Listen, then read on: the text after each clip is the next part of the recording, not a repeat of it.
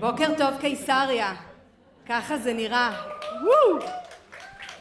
איפה נעמוד? פה. פה? כאן, כאן. ככה? ככה. שלום, ברוכים הבאים לזוגיות שלנו. היי! מי רואה חתונמי? תרימו יד רגע, לא להתבייש. וואו, כמות גדולה, אז צריך לעשות מחקר על אחוז מנהלי הקהילות שרואים חתונמי. אז באמת באנו היום לדבר איתכם על הקשר הזה של איך מייצרים, או איך, תגידי את. איך אנחנו עוברות מפלירטוט אחת עם השנייה לזוגיות? בואו נסגור את הדלת, בואי לחדר. בעצם איך מבססים ומעמיקים קשרים, מערכות יחסים בתוך הקהילות שלנו, גם אם אנחנו בדיגיטל. אנחנו מאמינות שכדי שבאמת הקהילות שלנו יהיו נכונות, אפקטיביות, יש שם תחושת שייכות, ביטחון פסיכולוגי, צריך לדעת לעשות את זה.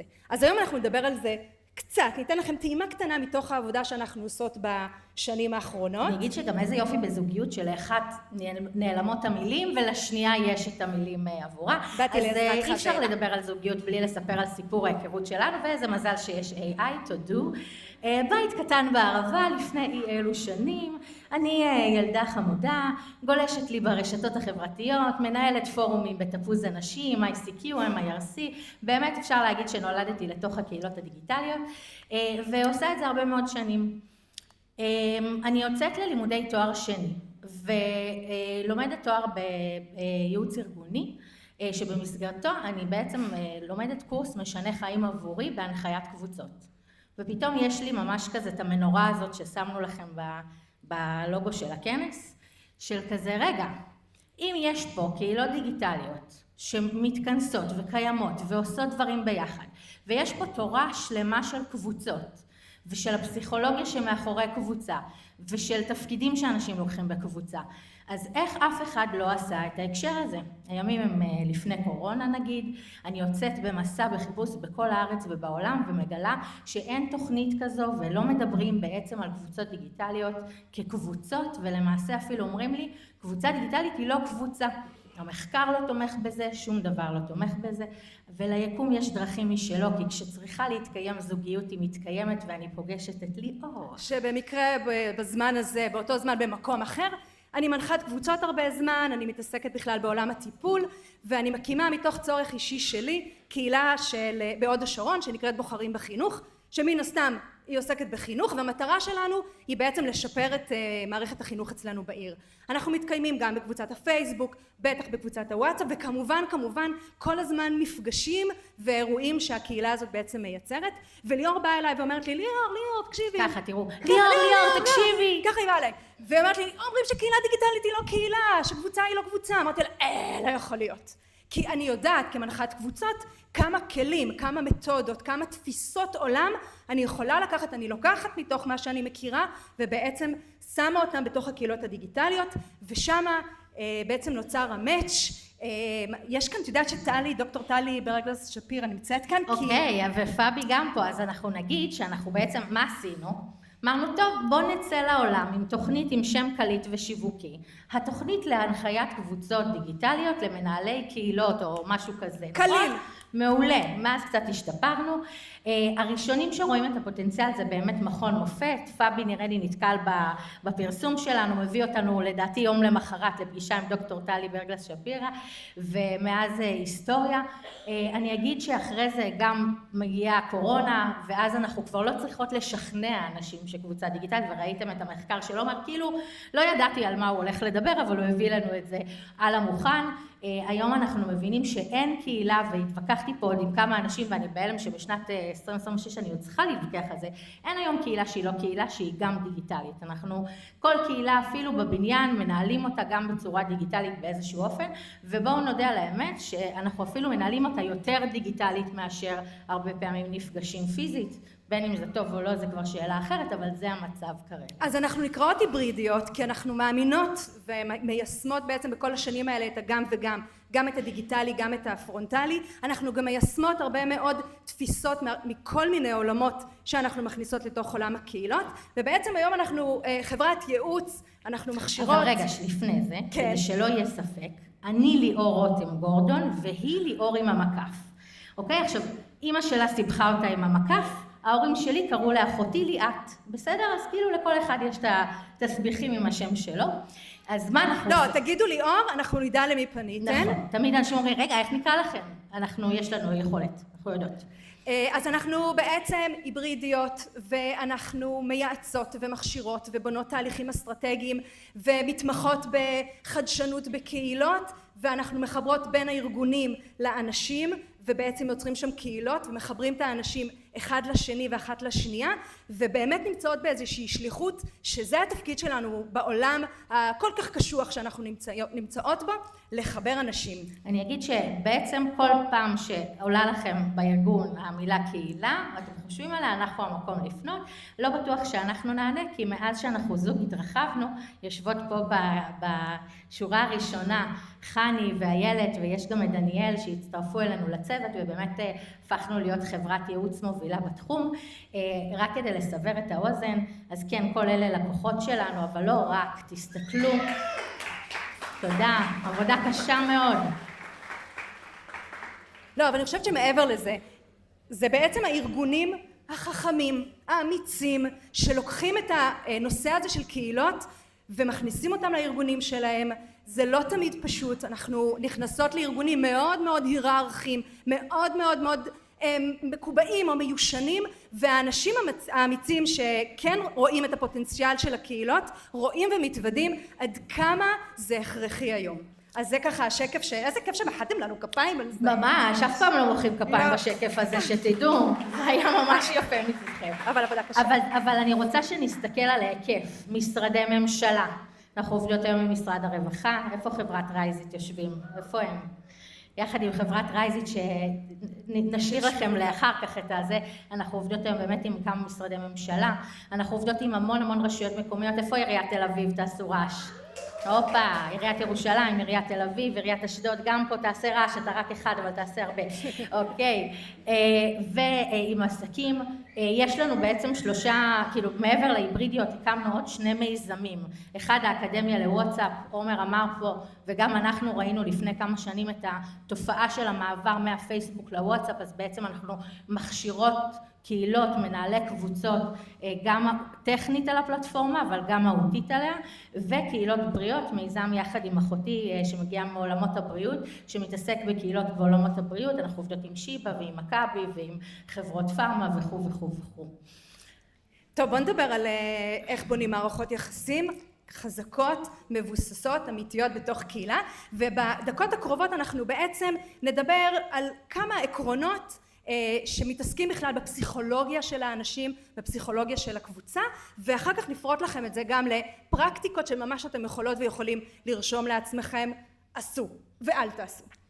אז נתחיל מהמבט הראשון. במבט הראשון, אז אם אנחנו מדברות על זוגיות, הדבר הראשון שאנחנו בכלל נרצה זה שיהיה לנו בן או בת זוג, ואיך אני בכלל מכירה את הבן או בת זוג שלי. אז א', כדאי שאני אהיה באיזושהי אפליקציה, אולי ממש כדאי שאני אצא לבלות, לך לפסטיבלים, ריקודי עם למי שעושה את זה, איך אני יוצאת החוצה ומספרת, היי, אני רוצה מערכת יחסים, אני רוצה זוגיות. ואותו דבר קורה בקהילה, והרבה פעמים קהילות, בגלל שהן כאילו הרבה פעמים מגיעות מהעולם החברתי, אז שוכחות את הקטע הזה של לשווק את עצמם ולדבר על הקהילות ולספר לאנשים שיש את הדבר הזה. כי איך חברי הקהילה יכירו אתכם אם הם לא יודעים שהקהילה קיימת? אז אנחנו קודם כל בדרך כלל עושות מיפוי. אנחנו למשל עובדות כרגע עם מכון קרת שמתעסק בהתחדשות עירונית בראייה חברתית סביבתית, והדבר הראשון שעשינו זה מיפוי איפה חברי וחברות הקהילה הפוטנציאליים קיימים. האם יש כבר קבוצות וואטסאפ שהם קיימים בהם, קבוצות מקצועיות, פייסבוק, איזה אנשים יכולים לעזור לנו להגיע לאותם אנשים, ויצרנו איתם קשר וקיימנו כל מיני פגישות ווובינרים משותפים וכאלה. זה בדיוק מה שאנחנו אומרות גם לכם לעשות, וזה לא כאילו שאם יש לכם כבר קהילה קיימת אז צריך להפסיק לעשות את זה. הרי כל הזמן חברים, אתם רוצים שהקהילה תגדל ושחברים וחברות יצטרפו לקהילה, אז איך בעצם אתם לא מפסיקים לדבר על הקהילה ולספר את האש שלכם, את הסיבה הזאת אתם מקימים את הקהילה, כי איפה מאיה בוער בי השינוי? אש, בבקשה. כשמאיה מדברת על הקהילה שלה בוער בי השינוי, רואים בעיניים שלה את האש. אני לא חוזרת על זה, אין לי זמן, אני ממשיכה. אוקיי, קליק. ובקליק תעבירי ככה בשביל שרגע נספיק את הכל. בקליק בעצם אני כבר מבינה שאני רוצה את הזוגיות, אני כבר נדלקתי וזה מעניין אותי, אבל מהו בעצם הרושם הראשוני? איך בעצם הקהילה שלי נראית? מה נמצא שם? תמשיכי רגע ליאורי עוד טיפה על זה. תגידי סטינג רגע מהנחיית קבוצות. בהנחיית קבוצות יש דבר כזה שנקרא סטינג. סטינג זה האופן שבו החלל שלנו נראה, וכשאנחנו מתעסקים בזה, אנחנו בעצם נשאל שאלות מאוד מאוד מאוד ספציפיות, איך אנשים יושבים, האם המזגן חזק או קר, מה הצבעים של החדר, שם השאלות שבעצם מעצבות את איך שהחלל שלי נראה. אותו הדבר בקהילה שלנו. אנחנו נרצה ליצור סטינג לקהילה. אז כשחבר או חברת קהילה באים ונכנסים, איזה תמונה הם רואים? אם זה בוואטסאפ היא גם מאוד מאוד קטנה, יכול להיות שכתבתם שם משהו ואפילו לא רואים מה כתוב, יכול להיות ששמתם איזושהי תמונת אווירה, זה משהו שהם נחשפים לו. מה שם הקהילה? הבנות הזקנות של גבעתיים או השוות של גבעתיים, אוקיי? קצת מבוגרות, אבל ממש מגניבות. וגדול שגבעתיים מאוד הצטערה מהמילה צעיר, מאז השנים שאמרו שהיא זקנה. אז מה השם, מה התמונה, מה כתוב בהודות? בפייסבוק זה אפילו טיפה יותר קל, גם בפלטפורמות אחרות, בוואטסאפ ממש רואים שורה מתוך מה שכתוב, אז בשורה הזו צריך להיות העיקר שאתם כותבים על הקהילה שלכם, ולא היי, נעים מאוד, שלום, זהו, האנשים כבר לא רואים את היתר, בסדר? אז שימו לב מה כתוב שם, שזה מאוד מאוד יבלוט, מה המטרה, ואנשים מסתכלים גם על מי כבר חבר בקהילה. לא סתם פייסבוק שהם עושים פרסום ממומן, הם עושים look alike, זה בדיוק הדבר הזה, אנשים רוצים לראות אנשים שדומים להם בתוך הקהילה, אנשים שהם בקבוצת השווים שלהם, כדי להיכנס ולהצטרף אליה. אוקיי, אז התאהבנו, והנה החלטתי שאני רוצה להיכנס לקהילה, לזוגיות הזאת, ועכשיו הפרפרים מתחילים בבטן, ואני בעצם מחפשת את איך אני משתייכת לקהילה הזאת, מה מחבר אותי, מי האנשים שדומים לי, איך אני בעצם מרגישה ביטחון פסיכולוגי בתוך קהילה שבתור התחלה היא דיגיטלית, לא מכירה שם את האנשים, ועדיין אני ממש ממש צריכה את התחושה הזאת של שייכות. אז איך אנחנו עושות את זה, או מה אנחנו אומרות על זה? אני אגיד שאיתותי שייכות זה משהו אבולוציוני. כשאנשים נכנסים לתוך קבוצה, הם רוצים לבדוק שבטוח להם כאן, שהאנשים האלה הם אנשים טובים, שלא יעונה להם כל רע. זה ממש משהו אבולוציוני מימי השבטים והציד. ובעצם האנשים מחפשים את האיתותים האלה. עכשיו, כשאני באה, ולמשל, פונה בהודעה אישית לחבר שהצטרף לקהילה. הרי יש הבדל בין פשוט לצרף מישהו לקבוצה שלי, לבין לפנות אליו ולהגיד לו משהו.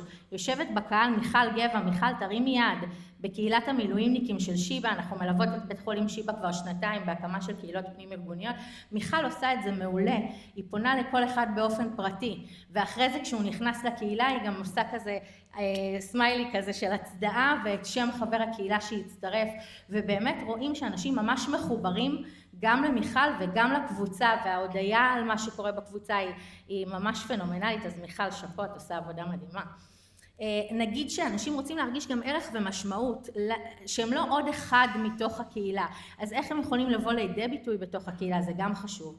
בארגונים, כשמישהו מצטרף לארגון, הוא עובר תהליך של אונבורדינג, הכניסה הזאת לארגון. לפעמים אם אתם בהייטק, אז שולחים לכם מתנה שווה כמה ימים או יום לפני הביתה, כשאתם מגיעים יש לכם איזה ערכה על השולחן, אתם עוברים ועושים איזה טופס טיולים ומכירים את המקום, אולי מצמידים לכם איזה בדי כזה, מישהו מתוך הארגון שיעזור לכם להתאקלמות יותר קלה, וזה בדיוק אותו דבר גם בקהילה.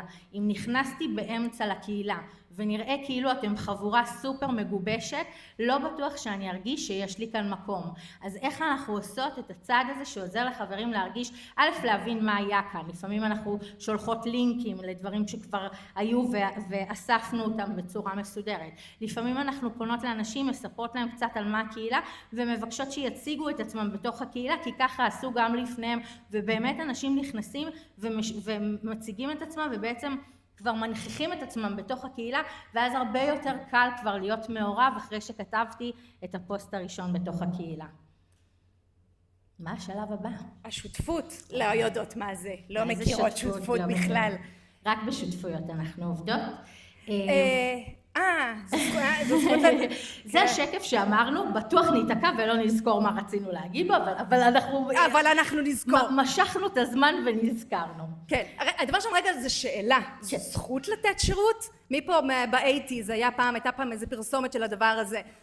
זו זכות לתת שירות? לא.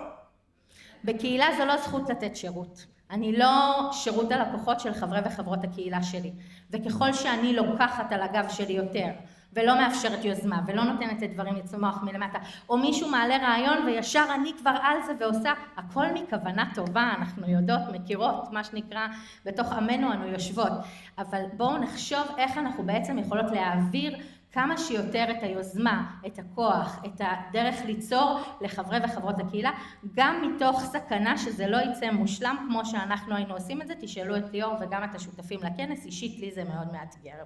אז כשאנחנו בעצם מדברות על שותפות, והשותפות היא עם חברי וחברות הקהילה, ואני מתארת לעצמי שכולכם מכירים את התחושה הזאת של להיות בקיץ של אביה, אתם מכירים את הקיץ של אביה? לבד, בחושך, אף אחד לא מגיב לי, אני ממש מי מסכנה. שלא עם סטודנט תואר ראשון פה. או נורא צעיר, כן. אז תופעת הקיץ של אביה בטח כולנו מכירות ומכירים, והדבר הראשון שאנחנו באות ואומרות, אנחנו רוצות את השותפות הזאת, אבל אנחנו נתחיל בעיניים טובות. כי זה נורא מעצבן, זה לפעמים מאוד מאוד פוגע, זה מוריד את המוטיבציה, ואנחנו אומרות, למרות זאת, בואו נסתכל, אנשים עמוסים, אנשים עברו ועוברים את מה שהם עברו, לפעמים אנחנו נמצאים בארכיון שלהם בוואטסאפ, לא תמיד הם פנויים, יש כאלה סיפורים לא פשוטים שאנשים מחזיקים בתוך השק הזה על הגב שלהם. למשל אנשים שלא מילאו את הפדלט למרות שליאור ביקשה בקבוצה 20,000 פעם, נכון? אז הנה העיניים הטובות, אנשים נורא עסוקים. אז רגע זה ממש איזושהי תפיסת חיים, אנחנו רוצות לגשת לכל הפעולה הזאת בעיניים טובות.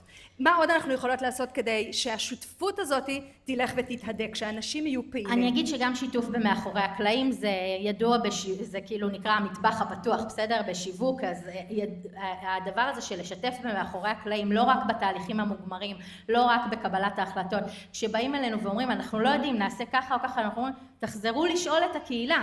באיזה יום לקיים אירוע, מה להביא לאירוע, איזה תוכן יהיה, איזה סוג הרצאה אנשים רוצים, תחזרו בסופו של דבר לקהילה, ואנחנו גם אוהבות דיבור בגובה העיניים, שימו לב לפלטפורמה שבה אנחנו נמצאים, אם אנחנו נמצאים בוואטסאפ ואנחנו כותבים כמו מאמר אקדמי, אז זה לא מתאים וזה לא רותם, ודווקא הדיבור הזה האנושי, ולעומר אפילו לדעתי יש מחקר הזה, שהדיבור הזה שהוא רגשי יותר, שהוא נותן ממש תיאורים רגשיים, הוא הרבה יותר מקרב ומחבר את האנשים. טוב, אז הנה הם כבר הרבה יותר שותפים, ואנחנו בשלב הטבעת.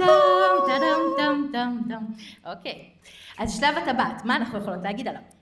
אנחנו בעצם נרצה לראות את האדם השלם, וזה גם הדבר שיעזור לנו בעצם לעודד את המעורבות של חברי וחברות הקהילה שלנו, ולהסתכל על האדם השלם זה אומר שיש לי אנשים שיכול להיות שהם נמצאים בקהילה פנים ארגונית, אבל יודעים לעשות דברים אחרים, ואנחנו נרצה להתחיל ולזהות את הכישרונות, את היכולות, את תחומי העניין של האנשים שנמצאים איתנו. אני אתן דוגמה, בקהילת המשפחות מטיילות, קהילה פנים ארגונית שאנחנו מקימות כרגע במכבי שירותי בריאות, אמרו, יש איזה רופא שהוא גם מדריך טיולים, למד הדרכת טיולים, ויש איזה מישהי שבכלל לא ידעו שיש לה בבית כל מיני כזה ערכות סבון, בועות סבון לילדים ומפעילה ילדים, זאת אומרת הכוחות של האנשים זה לא רק היבש, הטייטל והתפקיד שלהם, אלא זה להסתכל על כל מה שאנשים יכולים להביא לתוך הקהילה, וזה דורש היכרות חברים, ואנחנו רוצות להגיד, היכרות זה דבר שדורש זמן, לא סתם פתחנו את העמדה פה ב9, ידענו שאחרי זה הזמן... לא, התחלנו בפדלט.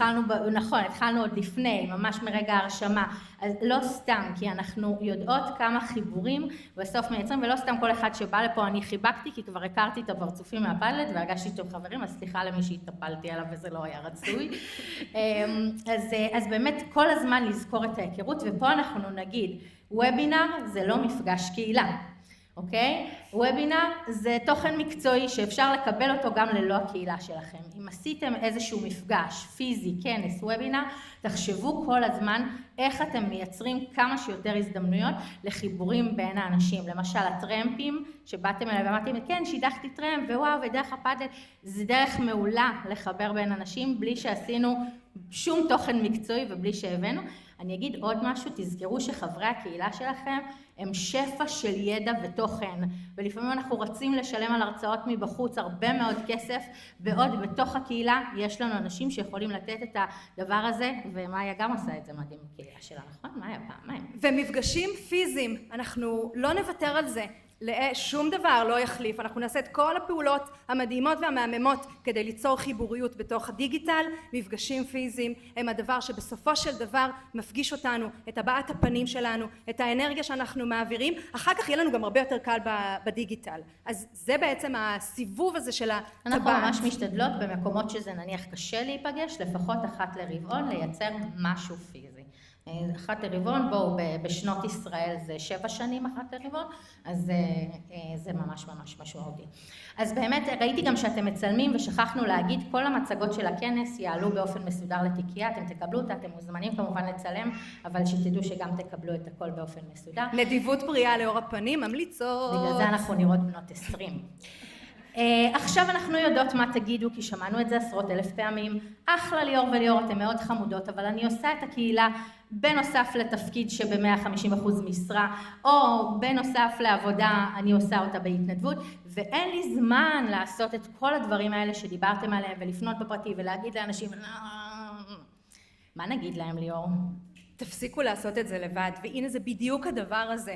אנחנו תמיד נמליץ, לפחות בשלב הזה של החיים, שיהיה לנו מנחה, מנחה, מלווה, מלווה, מנהל, מנהלת, מישהו שנמצא איתנו, הנחיה בקו, אני אומרת מנחה כי זה בעצם מתודה מתוך הנחיית קבוצות שמנחים ביחד את הקבוצה, ואנחנו לוקחות את המתודה הזאת ושמות אותה בתוך הקהילות הדיגיטליות ואומרות אתם תנהלו את הקהילות או כדאי לכם לנהל את הקהילות ביחד, כי זה קשה לשאת את זה, ואנחנו אפילו נגדיל את הזוג ונגיד לכם תיצרו צוות גרעין, שיהיו איתכם עוד אנשים, אז מישהו שאחראי על איזושהי פינה, מישהו שאחראית על ניתוב השיח, מישהו שאחראי, החברים יכולים להיות, הצוות יכול להיות וכדאי שהוא יהיה מתוך הקהילה, אבל אנחנו פשוט לא רוצות יותר להיות לבד בעולם הזה, בטח בהובלה. את יודעת שלא תכננו את זה, אבל אני מסתכלת, כאילו תסתכלו אחרי זה בקבוצה שלנו של הכנס, על הסקר שעשינו מי מוכן לבוא לעזור. זה היה הדבר הכי מרגש בעולם. א', אנשים שמוכנים לקום ב5 לפנות בוקר כדי להיות פה ב8 לעזור לנו, וב' אנשים שאמרו, אנחנו לא מוכנים לקום, אבל רק תגידו לנו אם צריך עוד עזרה, אפילו שאלה אותי אחת המשתתפות, האם אני יכולה להדפיס את התגים בבית, אנשים רוצים לקחת חלק, אנחנו רק צריכים לתת להם את ההזדמנות, וזה לא מביך על אף שכאילו אנחנו המארגנים ויכולנו לדאוג לזה, להפך, זה ממש המתודה שבה אנחנו פועלים לערב כמה שיותר אנשים בדרך, כדי שתרגישו שזה גם שלכם, שזה לא רק שלנו.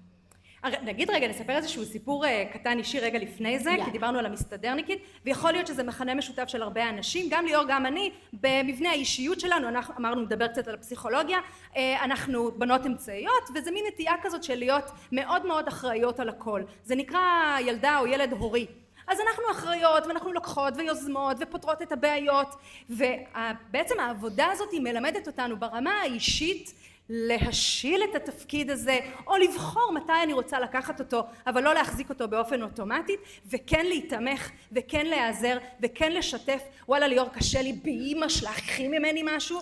ובואו, התקופה קשה, לעבור את זה לבד כמנהלי קהילה, זה באמת מאוד מאתגר. לא סתם חילקנו לכם בחוץ, ומי שלא לקח מהרו, תיקים שיש בהם את המוח שמאחורי הקהילה. כי אנחנו מאמינות שבסופו של דבר, ניהול קהילה דורש הרבה מאוד מיומנויות. אם זה הפסיכולוגיה באמת של הקבוצה והנחיית קבוצות ושיווק וסטורי טלינג וגישור וקצת גננת לפעמים, בואו נודה על האמת, ואולי קצת שוטרת, הרבה מאוד מיומנויות שנדרשות מאיתנו כמנהלי קהילה. עכשיו נכנס נושא של דאטה ו-AI וכל הזמן עוד ועוד. אנחנו מאוד מאמינות בלתת את הכלים למנהלי הקהילות. אנחנו מרגישות שלתת את הכלים למנהלי הקהילות זה בסוף מה שמייצר את ההשפעה הכי רחבה. כי אחרי זה הם הולכים, מעבירים את זה הלאה לקהילות שלהם והעולם שלנו נראה טוב יותר. אז זה מה שאנחנו עושות. אנחנו ממש כמתודה מעדיפות להקים את הקהילות למנהלי הקהילות ושהם אחרי זה יובילו את הקהילות שלהם. וגם בגלל זה נולד הכנס הזה. אנחנו מאמינות שהידע הזה הוא חשוב. והוא משמעותי, והוא עובר הלאה, והוא משנה את הקהילות שלכם. אז אם לקחתם מפה משהו, אנחנו ממש נשמח שתבואו ותספרו לנו ותגידו, ותודה רבה על כל ההקשבה.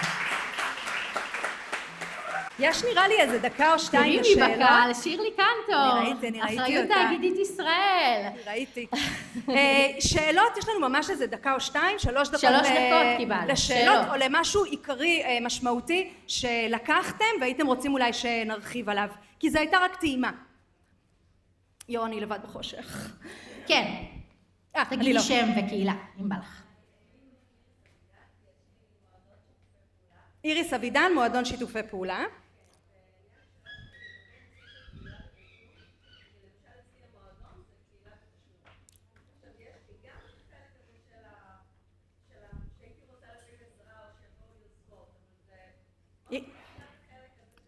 איריס מדברת שהקהילה שלה היא בתשלום, ואז היא בעצם תוהה, אבל רגע, אני צריכה לפעמים עזרה, אבל מה אני עושה עם זה? שמה, אם אני משלמת לעוד מנהלת קהילה, אבל לא בטוח שאני יכולה?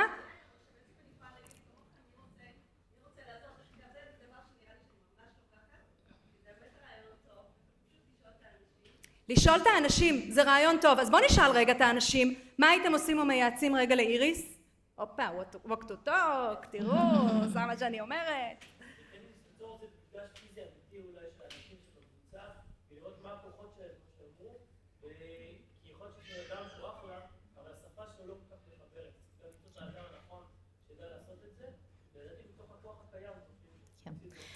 אז אני אגיד שאני מאמינה בלשלם על עבודה אם אני מרוויחה עליה כסף, אוקיי? כאילו פה זה כנס שאנחנו לא מרוויחים עליו בשום צורה, להפך מוציאים עליו, אז אני מאמינה שכן צריך לשלם על עבודה, ויכול להיות שתמצאי שותפה שהיא דווקא משלימה שלך ומביאה איזשהו עולם תוכן אחר, וכן זה יגדיל לכם בסוף את המועדון, את המנויים וכו', ואפשר יהיה מתוך זה לייצר. אל תשאלי מה יכול לקרות לך בגלל זה. משותפות. זה מסוכן. רגע, עוד שאלה. איריס, רגע, אנחנו מקסימום נמשיך גם אחר כך. עוד שאלה אחת לדעתי, כי נגמר לנו הזמן עוד דקה. כן, אתה בחורצ'יק, דבר חזק.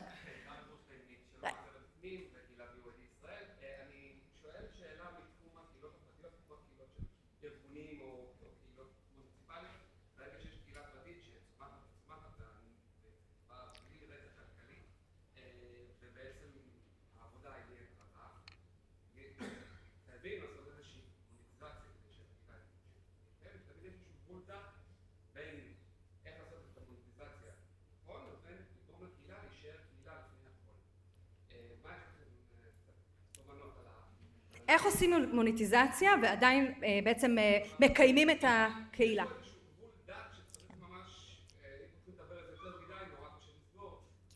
אני אגיד שבהקשר של מוניטיזציה, אם את מסכימה לי לקחת, אני מאמינה בלנסות עד כמה שאפשר שלא חברי הקהילה ישלמו. זאת אומרת שאיזשהו גורם מממן מבחוץ, ואם זה קהילה ברשות מקומית, אז יכול להיות שהרשות המקומית יכולה לתמוך בזה, אז זה אחד.